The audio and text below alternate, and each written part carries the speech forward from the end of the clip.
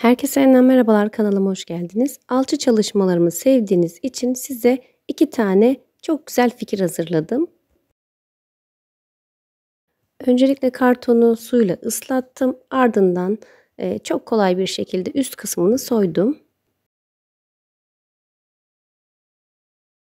Bu peynir kabını kalıp olarak kullanacağım. Alçıyı dökmeden önce kolay bir şekilde çıkarabilmek için içerisini bebe yağıyla yağladım. Ve hazırladığım kartonun tırtıklı kısmı içeriye bakacak şekilde kabın içerisine yerleştirdim. Daha sonra alçıyı azar azar su ilave ederek pürüzsüz bir kıvam alana kadar karıştırdım.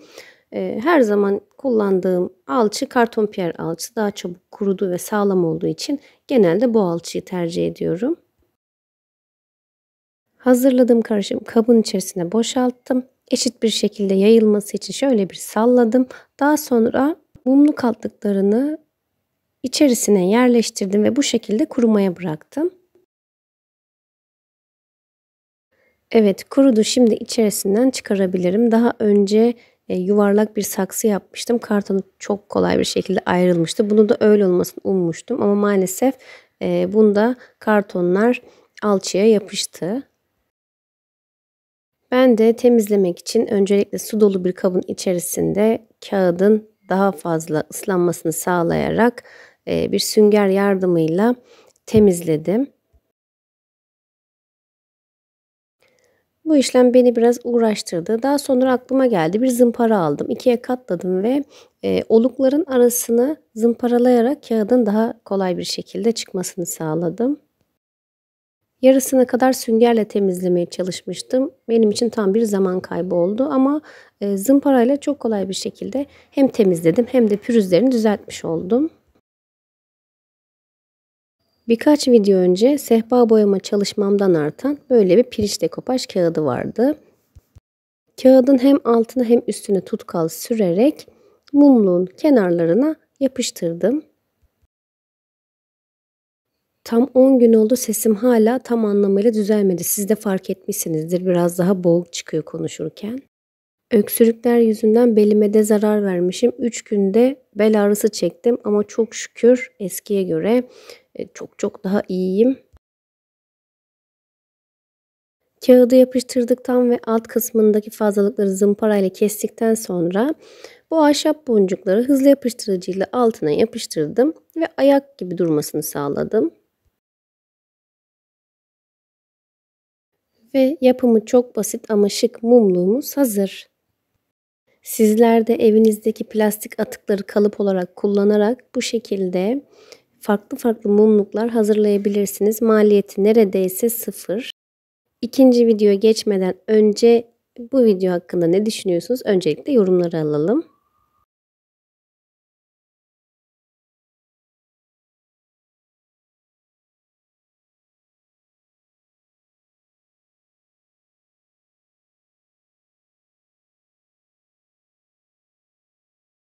İkinci video için bir dondurma kabı kullandım. Elimde böyle parça bir dantel vardı. Çiçeklerini keserek ayırdım.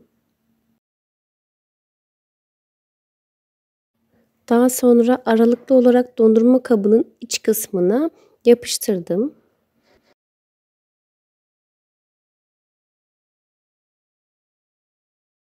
Hem dondurma kabının iç kısmını hem de içerisine boşluk oluşturması için kullanacağım kabın dış kısmını bebe yağıyla yağladım. Ardından hazırladığım alçı karışımını kabın içerisine boşalttım. Plastik kabı orta kısmına yerleştirdim ve ağırlık yapması için içerisine biraz su doldurdum ve bu şekilde kurumaya bıraktım.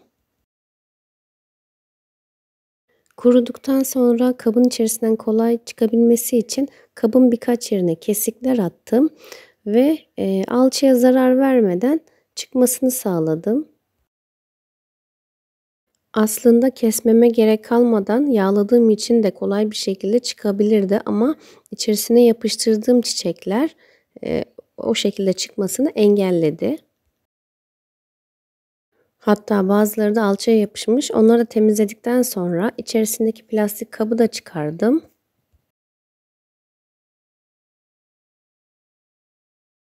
Alçı tamamen kurudu. Daha sonra üst kısmını zımparalayarak tamamen pürüzsüz bir hale getirdim. Zımparalamadan ve boyamadan önce en az 2 gün bekletirseniz daha iyi olur. Tamamen kurur ve üzerindeki nemlilik de gitmiş olur. Böylelikle rahat bir şekilde boyayabilirsiniz. Kendinden vernikli siyah renk boyayla boyamayı tercih ettim. Aslında amacım içerisine canlı çiçek koyarak bir saksı haline getirmekti. Daha sonra birkaç kez fikir değiştirdim ve son halini zaten videonun sonunda göreceksiniz.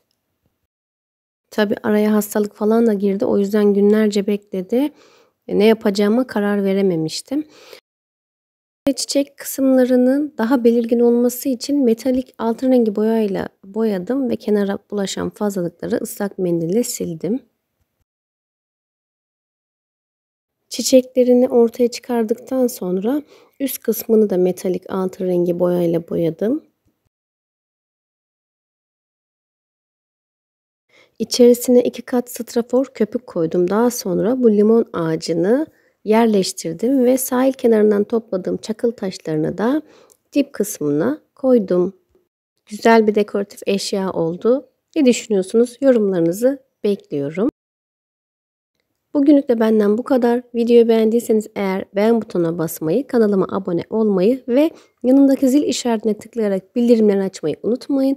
Bir sonraki videolarda görüşmek üzere. Kendinize çok iyi bakın. Hoşça kalın.